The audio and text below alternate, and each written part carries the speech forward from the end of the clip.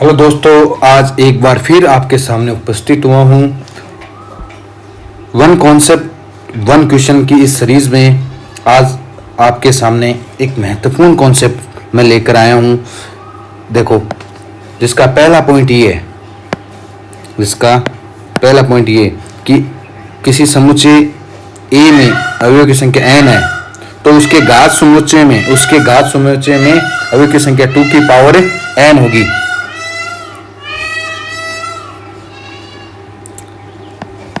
दूसरा पॉइंट, अगर ए में अवयव की संख्या a1 a2 a3 dot dot an है और बी में अवयव की संख्या a1 a2 dot dot ar है, जबकि r का मान 1 से बड़ा और n से छोटा है, इन दोनों के मध्य लाई करता है, तो a के उन उपसमुच्चयों की संख्या जिनमें a1 a2 ar अवयवों में से b के सभी अवयव अवश्य आते हैं, मतलब b के जितने भी अवयव हैं वो इनमें से आते हैं। इसका मतलब अगर ए कोई समुच्चय है तो उसके उप समुच्चय की संख्या कितनी होगी? 2 की पावर n। अगर अकेला ए समुच्चय है तो 2 की पावर n अवयव तो n हो जाएगी, r अवयव तो r हो जाएगी। अब ये कह रहा है कि इसमें b के ये अवयव आए तो फिक्स हो गए कि ये अवयव आएंगे। अब ये तो हो गए, इनके आने की स्थिति कितनी हो गई? एक स्थिति हो गई। तो अब टोटल कितने अवयव बन गए?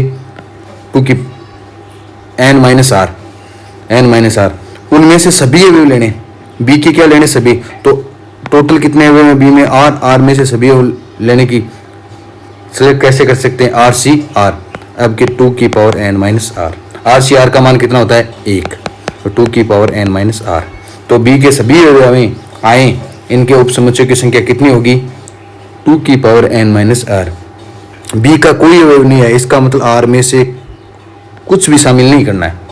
तो b के जो अवयव हैं उनमें से हमें कुछ rc0 2 की पावर n माइनस r। तो rc0 का मान भी 1 होता है, 2 की पावर n माइनस r।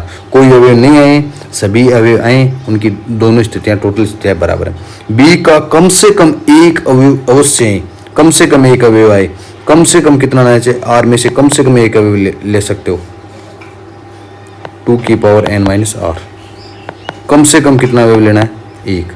2 की पावर n माइनस r। ऐसे चलता रहेगा, r c r आएगा, 2 की पावर n माइनस r आएगा, 2 की पावर n माइनस r आएगा।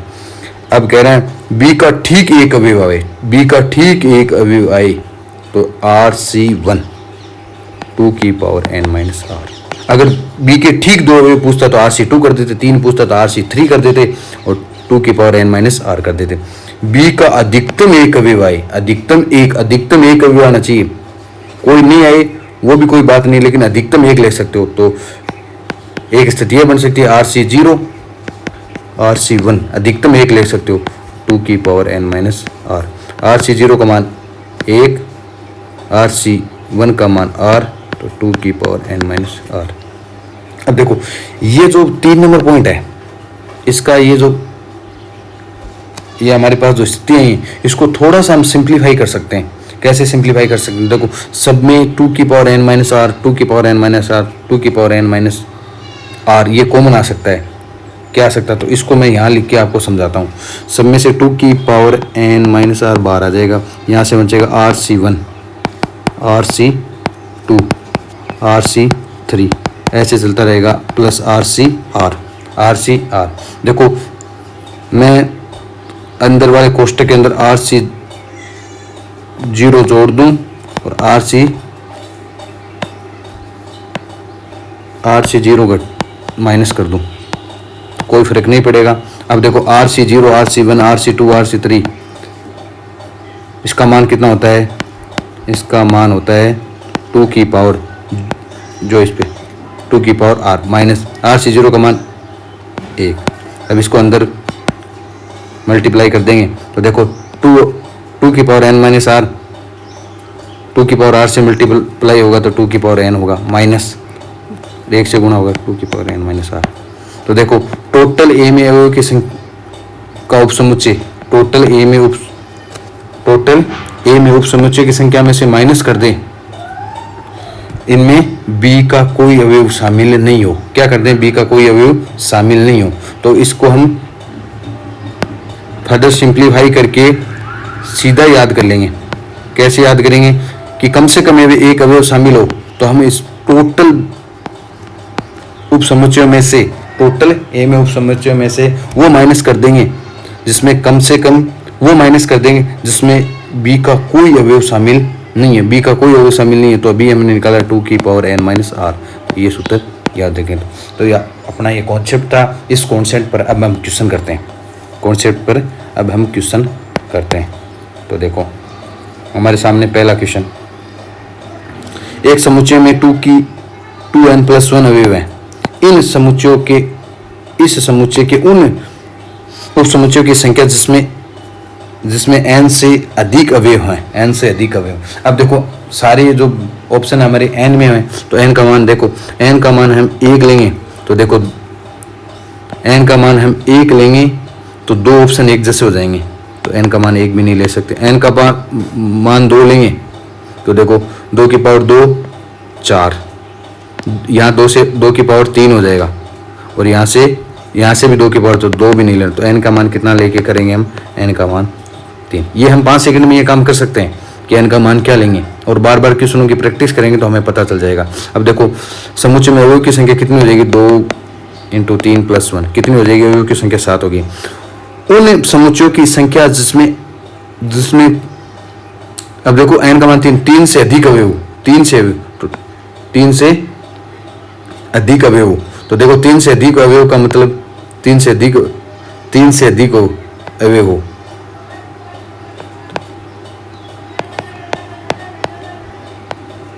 तीन से अधिक अवयव ले रहे हैं।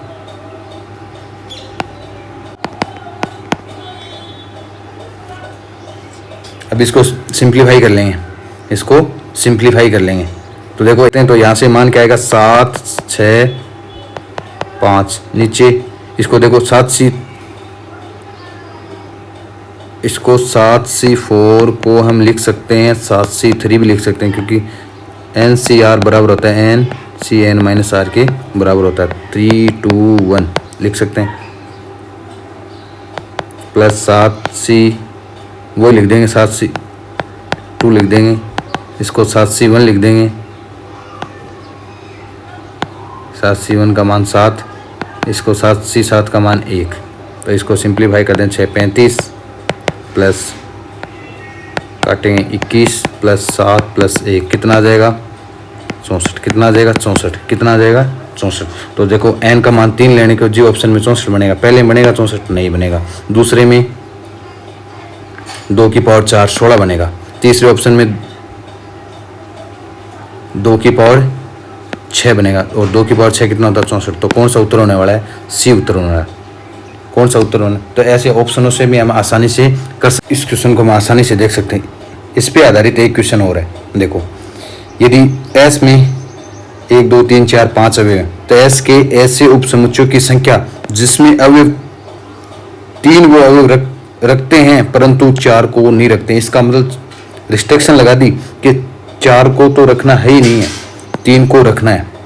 अब देखो पहला तरीका, तो देखो पहला तरीका ये अपने पास पहला तरीका है, ये कह रहा है कि ये अलग समुच्चय हो गया अपने, जिसमें हमें किसको रखना है, 3 को रखना है और 4 को रखना नहीं। अब बताओ 4 को नहीं रखना, तो अब समुच्चय में कितने अवयव बचे, 4 अवयव बचे।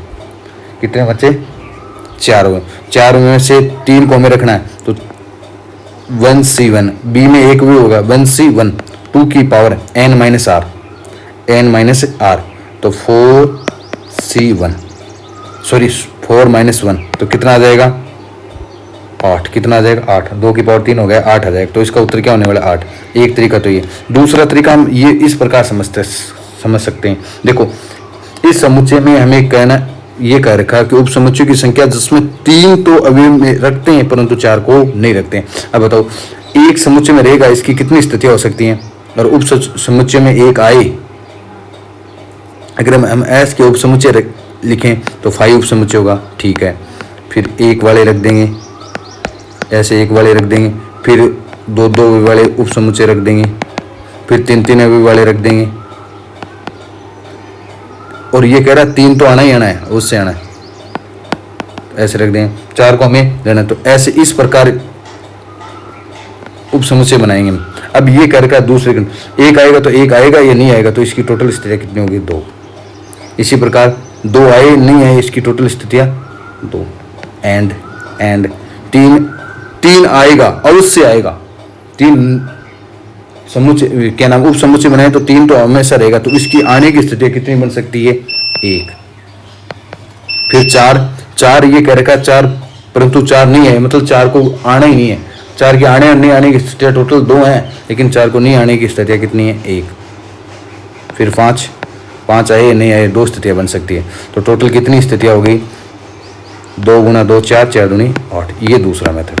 ये कौन सा मेथड हो गया? दूसरा। तो आज के लिए बस इतना ही।